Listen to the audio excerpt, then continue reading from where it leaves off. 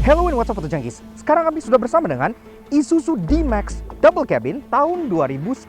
Dan mobil ini itu bisa kita bilang sebagai the black horse of Indonesian double cabin. Kalau orang Indonesia mikir double cabin, pastikan yang masuk kepala tuh rata-rata tuh ini gitu, Hilux atau ini Triton. Jarang yang kepikiran si D-Max ini. Padahal kalau kita telusuri silsilah keluarganya, Isuzu D-Max ini merupakan titisan dari mobil legendaris Isuzu Panther Pickup. Makanya sekarang kita pengen coba apakah off-roadability-nya serta fitur dan keasikannya luar dalam bisa menandingi double cabin lain yang lebih mainstream di Indonesia. Kalau begitu, tanpa lebih lagi, start your engine.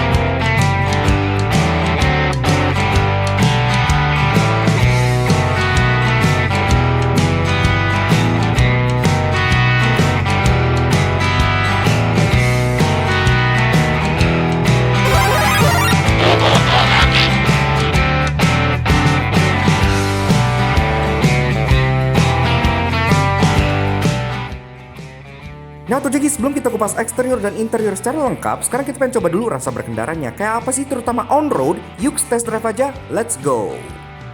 Nah tuh jadi sebenarnya kamera di Lagnas tuh jadi nggak heran kenapa zaman now orang jadi pada demen banget sama double cabin gitu ya.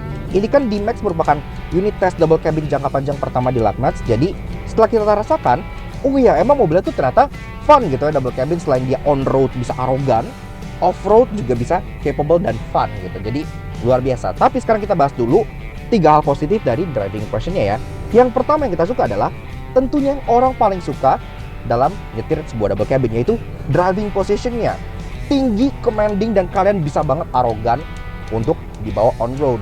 Yang kedua adalah kaki-kakinya, karena mobil ini itu cukup capable banget untuk dibawa off-road. Artikulasinya itu main banget. Kemudian nanti pada saat akhir video kita bawa off-road juga gitu. Dan untuk on-road, suspensi depannya itu tergolong sangat empuk. Walaupun belakangnya kan memang leaf spring jadi masih agak keras, tapi di auto driver waktu itu pernah dicoba. Kalau seandainya diisi beban sekitar 200-300 kilo, itu suspensi belakangnya bisa ikutan empuk juga.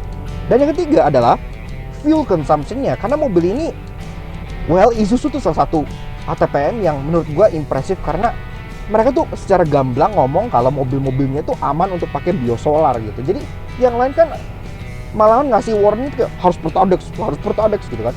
Kalau ini tuh kalian aman untuk pakai biosolar. Jadi selain fuel connya tuh irit, kita bisa averaging 1:10, 1:12 dalam kota, kalian juga bisa cepet nikah. Kenapa? Karena bisa nabung gitu ya, bensinnya cuma goceng per liter gitu. Namun tentunya tidak ada mobil yang sempurna, karena itu sekarang kita masuk ke membahas 3 hal negatif dari driving impression si D-Max ini. Yang pertama adalah soal tenaga atau performanya, karena memang ini secara off-road gitu-gitu capable, torsinya tuh gede, nggak masalah. Tapi kalau kalian pengen expect tarikan ala diesel yang kayak cumi-cumi gitu, yang benar-benar instant torque, di sini memang agak nggak berasa gitu ya. Gini aja perbandingannya. Kalau kalian biasa naik Pajero gitu ya, tenaganya kan seperti itu. Kalian pindah ke MU-X, itu akan sangat berbeda karakternya. Lebih buat cruiser, lebih buat santai. Jadi ya, ini juga sama.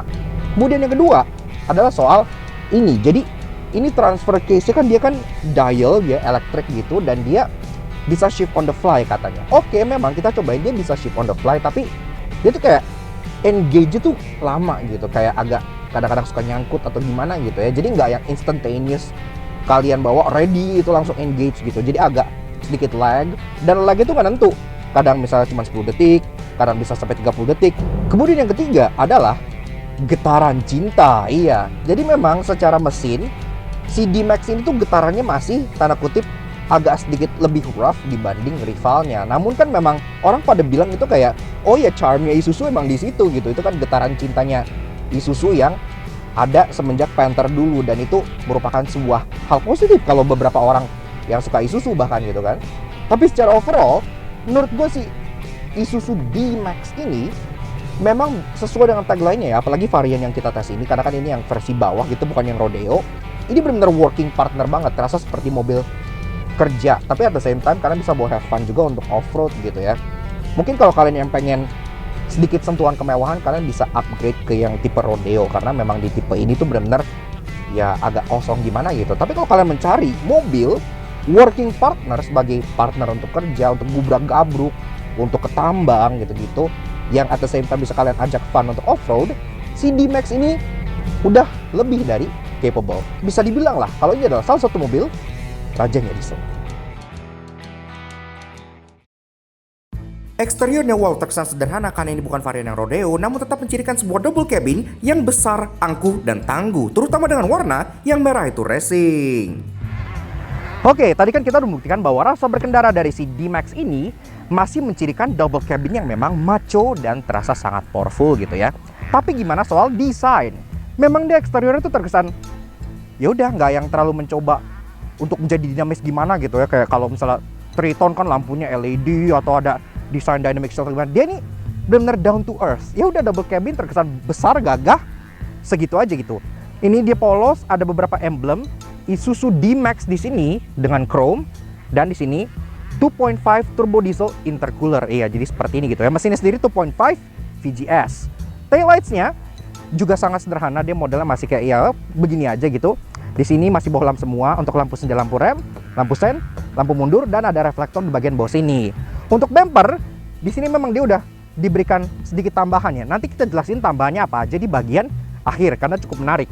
Tambahan ini pun bisa dipesan langsung ke Isuzu, bikin kalian siap off-road pas kalian beli mobil ini dari pabriknya. Masuk ke bagian side profile-nya, pertama-tama yang nge-highlight bahwa ini adalah sebuah double cabin 4x4, tentunya ada stiker 4x4 di sini gitu ya. Karena memang semua lineup D-Max itu 4x4 dan itu kita suka karena nggak ada D-Max yang banci artinya. Bahkan sampai contohnya jendela ini dia masih belum dibikin hitam pilarnya ya, karena ini kan lagi-lagi yang spek bawah gitu, tapi nggak masalah, function over form. Begitu juga dengan door handle-nya yang masih warna hitam kulit jeruk seperti ini gitu, dan memang ini belum dicat gitu ya, tapi lagi-lagi function over form gini lebih durable kalau sana ini scratch resistant gitu. Spion lagi-lagi masih berwarna hitam polos, dia kan belum electric retract, jadi kalau misalnya lagi off-road kena pohon itu nggak apa-apa karena cukup aman karena dia masih manual. Walaupun begitu, at least dalamnya sini sudah electric adjustment, jadi ya cukup oke lah. Plus untuk sein, dia ada di sini, dia ditaruh di bagian bukan di fender, tapi di bagian pintu depan yang masih ember seperti ini. Dan kalau kita masuk ngomongin kaki-kaki dari si Isuzu D-Max ini adalah salah satu aspek yang bikin unit test ini terlihat begitu gagah, lebih gagah dari standar. Karena memang kaki-kaki ini udah nggak standar, tapi bukan berarti ini nggak bisa dipesan langsung dari Isuzu ya. Itu cukup menarik, ada paketnya, ntar kita jelasin di bagian akhir videonya. Nah ini, oke, peleknya masih standar, dia ring 16 inci single tone seperti ini dengan lak nuts 6 buah yang khas double cabin, dan memang agak kecil untuk ukuran bodinya, tapi dengan begitu bannya bisa dibuat sangat tebal sehingga kenyamanan dan off-road capability-nya dia lebih macho lagi gitu. Kemudian ini sendiri dilapis dengan ban GT radial Savero MT dengan ukuran 265/75R 16 inci. Pengereman di depan cakram, di belakang tromol, dan dia bisa 2-wheel drive dan ada 4-wheel drive high dan low gitu. Jadi benar-benar untuk dibawa off-road masih lumayan capable.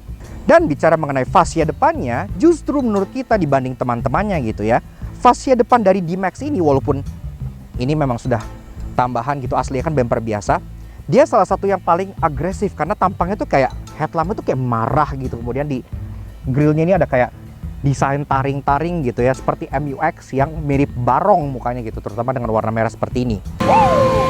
Dan memang ini kan yang versi generasi lama sebenarnya. Kemarin pas kita di Thailand itu ada all new D-Max yang mukanya tuh benar-benar keren banget. Mukanya tuh kayak ular gitu, benar-benar sangat agresif, dan itu dinantikan mungkin soon akan mengaspal di tanah air kita. Tapi ini dulu oke, dari grillnya dia masih plastik gitu ya, dia warna kayak dark gray gitu, tapi at least glossy, jadi lumayan matches. Ada logo Isuzu di tengah. Kemudian lampunya untuk tipe yang double cabin dan single cabin yang tipe bawah itu emang masih halogen multi reflektor seperti ini ya. Lampu halogen multi reflektor di sini, lampu senja di dalam, dan lampu sen di bagian luar di sini. Semua masih bulb biasa. Tapi kalau kalian upgrade ke tipe Rodeo, mau yang manual ataupun yang otomatis, kalian akan dapat lampu LED dengan DRL yang terlihat sangat agresif banget. Dan detail mengenai perubahannya apa aja, nanti kita bakal listin di bagian akhir videonya. Karena itu stay tune. Interior terkesan sangat simpel karena lagi-lagi ini adalah varian yang non-rodeo, namun udah lebih dari cukup untuk nemenin kalian sebagai working partner. Nah, jadi begini tuh Jakis interior dari si Isuzu D-Max tahun 2019. Kuncinya itu seperti ini ya, dia memang masih kunci batang biasa begini ya. Ada emboss Isuzunya di situ. Dan kita pengen coba dulu rasakan getaran cinta dari mesin 2500 cc turbo dieselnya kayak apa.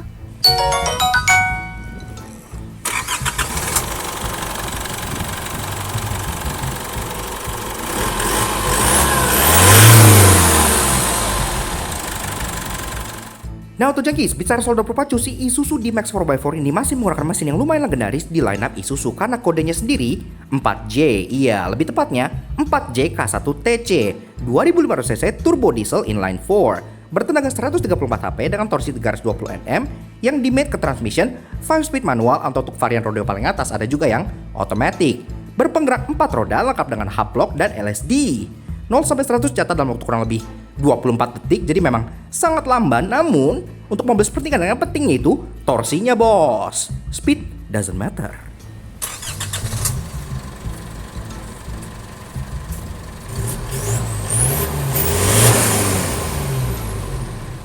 Dan dashboardnya, kualitas interior semua memang tentunya masih hard plastik karena lagi-lagi ini kan function over form. Jadi lebih pentingin fungsi seperti ini lebih durable, nggak pecah-pecah. Dan penyimpanan juga banyak banget. Di sini ada cup holder di situ, kemudian ada twin glove box di sini. Di atas ini pun ada ruang penyimpanan terbuka lagi dan di bagian center console sini tipe yang double cabin standar seperti ini yang bukan rodeo, dia di sini masih single DIN head unitnya. CD, WMA, MP3 dan receiver juga. Bawa lagi, di sini ada tombol power window. Ya karena memang ini mobil udah dilengkapi dengan power window walaupun ada yang annoying, ntar kita jelasin kenapa. Masuk ke bagian climate control, dia di sini memang masih putar-putaran biasa gitu ya. Di bawah lagi di sini ada open storage lagi, ada 12 volt socket yang ada cigarette lighternya seperti itu dan persneling tentunya di sini masih 5 speed manual karena memang untuk D-Max varian otomatis cuma ada di varian rodeo yang paling atas gitu. Namun yang kita suka untuk D-Max sendiri dari varian paling bawah yaitu yang single cabin sampai varian paling atas yang rodeo otomatis itu semua udah 4-wheel drive. Jadi benar-benar manly sesuai dengan fungsinya, nggak ada di Max yang 2-wheel drive gitu. Dan untuk transfer case-nya itu di sini dia udah elektrik ya. Jadi bentuknya dial seperti ini, 2 high, 4 high dan 4 low. Dan ini pun bisa shift on the fly. Ke belakang lagi ada 2 buah cup holder yang masih ada asbak karena memang ya mobil ini kan sering dipakai buat tambang, banyak tukang gitu-gitu yang masih mungkin ngerokok gitu-gitu, jadi masih dipakai asbak seperti ini. Dan di sini pun lagi-lagi ada center console box gitu yang bisa menyimpan banyak hal di bagian dalam sini ya, cukup oke lah. Joknya memang dia ini bahannya tuh kalau menurut brosurnya ini tuh vinyl gitu ya. Untuk varian yang di atas ini yang rodeo manual justru fabric, tapi untuk varian paling atas yang rodeo matic dia dapat jok kulit gitu katanya. Selain itu setirnya sendiri dia memang masih poliuretan seperti ini, masih polos, belum ada tombol apa-apa, bisa diatur tilt walaupun memang belum teleskopik. Dia MID-nya masih yang pixel, tapi at least yang kita suka MID-nya sudah cukup lengkap. Jadi di sini kalau kalian cycle itu ada jam, ada trip A, trip B, ada instant fuel consumption, ada average fuel consumption, ada range sisa, dan kembali ke jam lagi. Dan yang kita juga suara spooling turbo ini, kedengeran banget gitu ya, kita suka gitu. Ke atas lagi, di sini 2 buah sun visor yang nggak ada kacanya ya, lagi pula yang pakai mobil ini mungkin terlalu macho untuk ngaca gitu ya. Dan di atas ini pun masih ada card holder yang benar-benar sangat berguna banget. Gue suka ini kalau kalian selipin e-tol di sini gitu. Itu benar-benar really useful, really nice. Yaks, jadi begitu aja guys, setelah saya duduk di baris kedua dari Isuzu D-Max double cabin yang tipe non-rodeo ya. Ini adalah kursi udah di posisi mengemudi gua tinggi 170 cm dan di sini dia masih menyisakan gua ruangan 9 jari.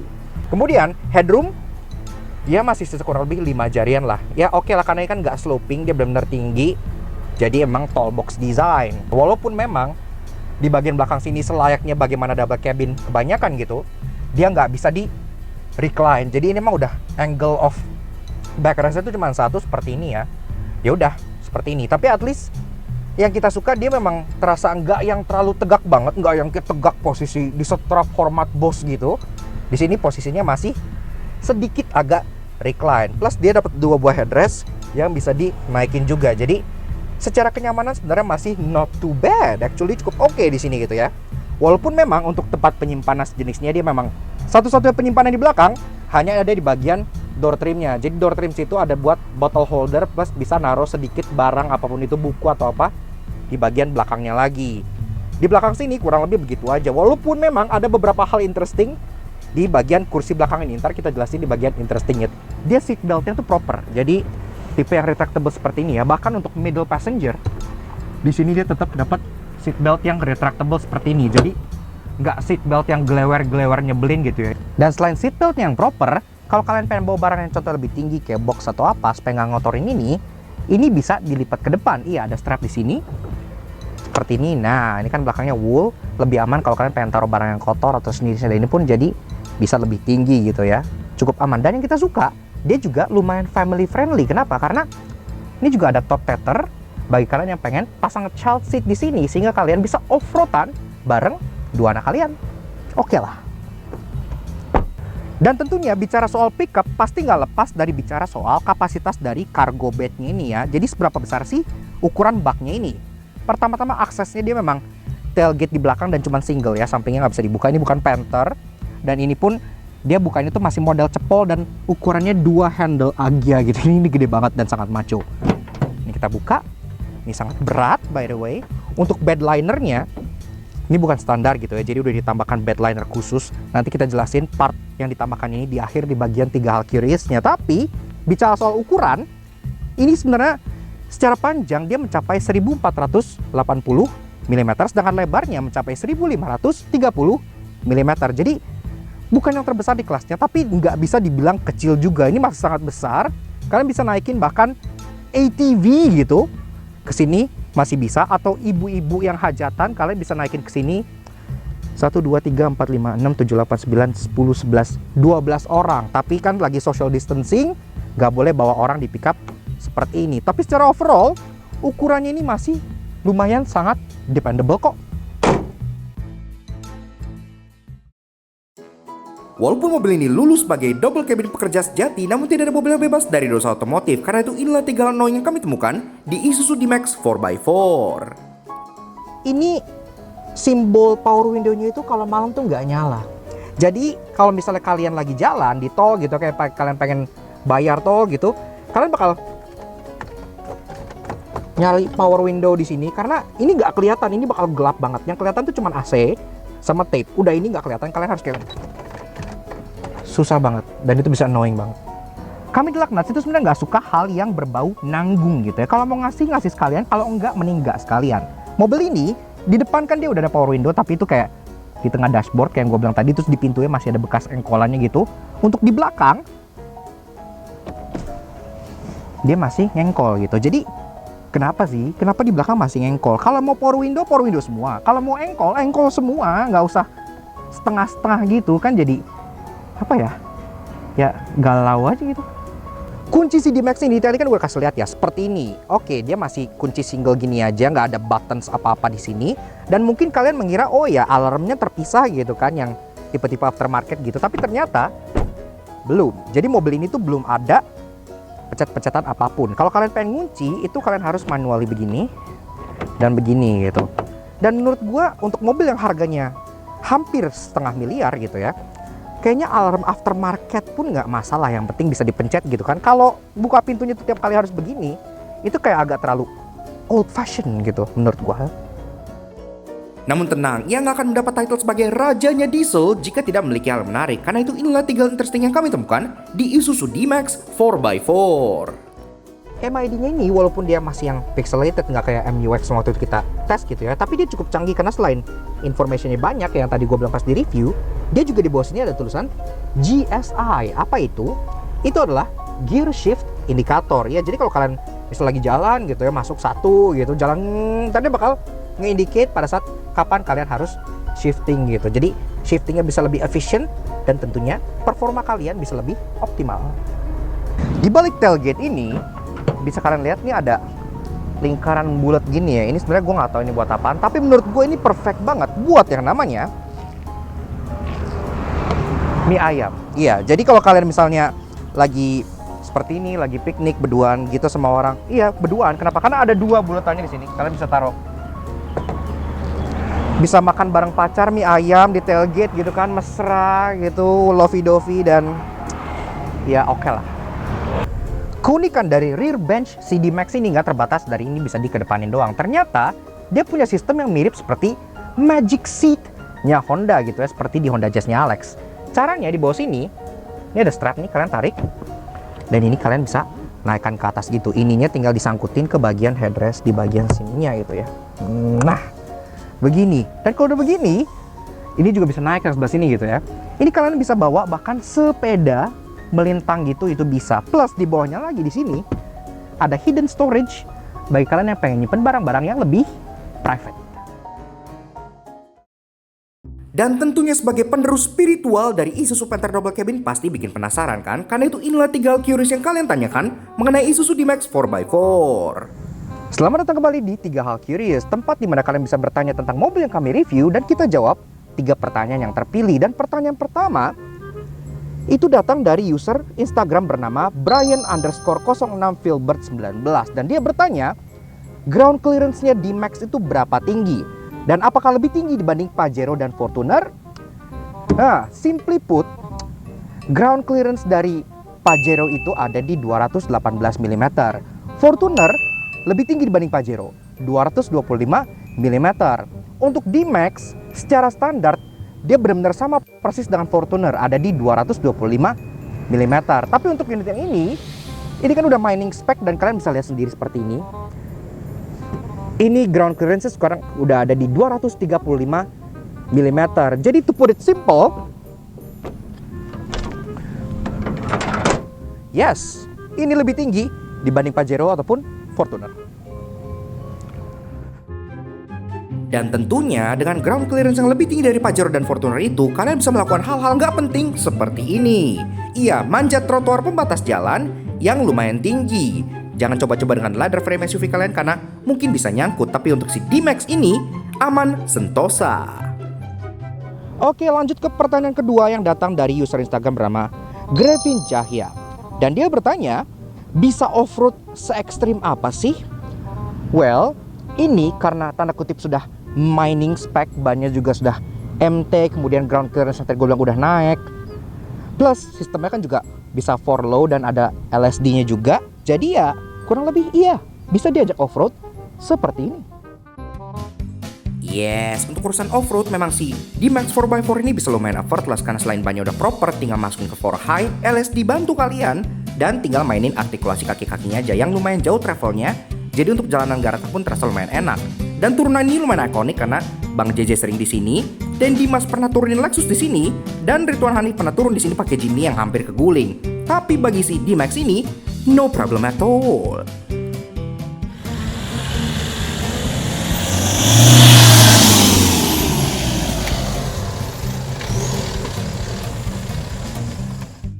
Nah gimana, udah bisa dilihat kan kemampuan off-road dari si Isuzu D-Max ini memang bukan kaleng-kaleng. Mau naik, mau turun, yang terjal segala macem, itu bukan masalah sama sekali bagi mobil ini. Walaupun ya, kita belum berani becek-becekan karena skill off-road kita pun masih newbie, harus masih banyak belajar dari Bang JJ. Tapi secara overall, rasa di dalam kabinnya pun sangat nyaman, gak kerasa kayak pontang-panting. Jadi secara overall, mobil ini real nice.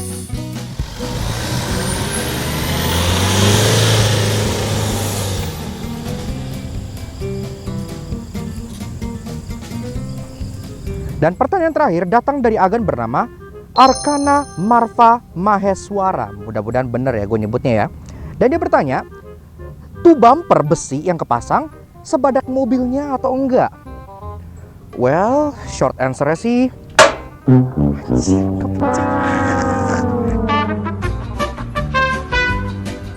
Dan pertanyaan ketiga dan yang terakhir datang dari agen bernama Arkana Marva Maheswara. Moga-moga benar ya menyebutnya, itu namanya panjang tuh. Dan dia bertanya, tuh bumper besi yang kepasang sebadak mobilnya apa enggak? Ya, badak aja sih sebenarnya.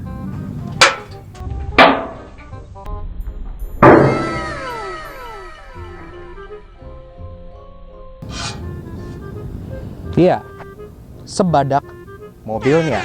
Namun, sepertinya ada sesuatu lebih yang pengen gue omongin mengenai bumper dan semua part yang terpasang di mobil ini. Karena ada yang cukup unik. Kenapa?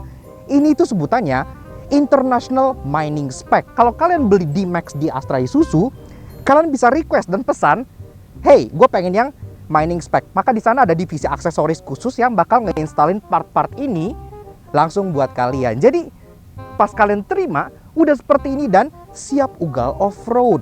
Nah, jadi apa aja part dari mining spec yang terinstall di Isuzu D-Max yang satu ini? Satu-satu ya. Mulai dari depan dulu. Ini ada winch bar forest, karena memang di bawah sini ada tulisannya nih ya. Wild Forest 4-wheel drive, ada gambar gajah di situ. Dan sudah ada LED combination lamp di sini. Rubble and steel crush zone.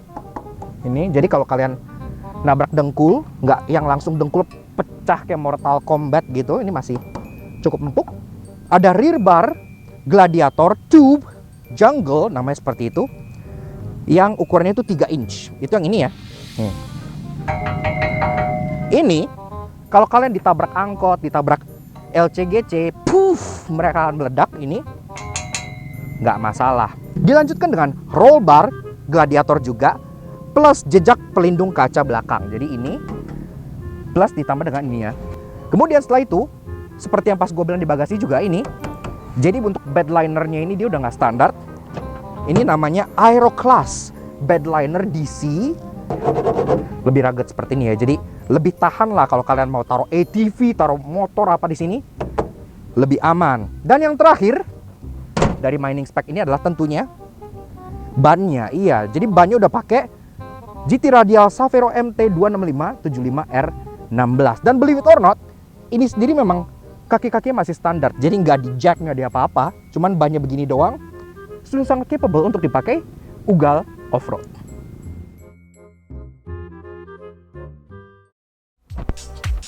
Yap. Oke. Jadi kurang lebih seperti itu guys, sedikit fun review kita mengenai si Isuzu D-Max Double Cabin tahun 2019. Dan menurut kita mobil ini benar-benar sesuai dengan dugaan kita di awal ya. Ini adalah sebuah black horse atau kuda hitam gitu. Karena working partner banget, karena tampangnya biasa aja, kemudian interiornya juga fiturnya biasa aja, tapi kemampuan off-roadnya bisa lumayan diandalkan. Plus karena ini mobilnya juga 4x4, ya bisa lah buat kalian ajak bubrak-kabuk bersama ke tambang atau kayak just to have fun off-road seperti ini gitu. Ini pun masih bisa banget untuk kalian andalkan sebagai working partner gitu. Dan tentunya kita juga pengen kasih special thank you dan shout out ke Mbak Leli dari Astra Isuzu Indonesia yang telah meminjamkan kita D-Max ini untuk kita ulas di Laknas Soto Jangki. Kalau kalian tertarik, mobil ini sendiri dilepas oleh Isuzu dengan harga 447,5 juta on the road Jakarta. Tentunya thank you juga kalian semua udah nonton. Kalau kalian suka dengan karya-karya kami, kenapa nggak kalian support kami dengan cara subscribe YouTube channel kami di Laknas Soto Jangki. Kepoin juga sosial media kami untuk Instagram kami di Laknas_aja di sini, supaya kalian bisa terus-menerus update dengan video dan postingan kita, plus bisa partisipasi juga di 3 hal curious seperti yang ada di video ini ke depannya gitu. Ya, thank you banget. Jadi sekian aja untuk si D-Max Double Cabin 4x4 yang satu ini. We'll see you guys again in next video. Ride safe and Godspeed.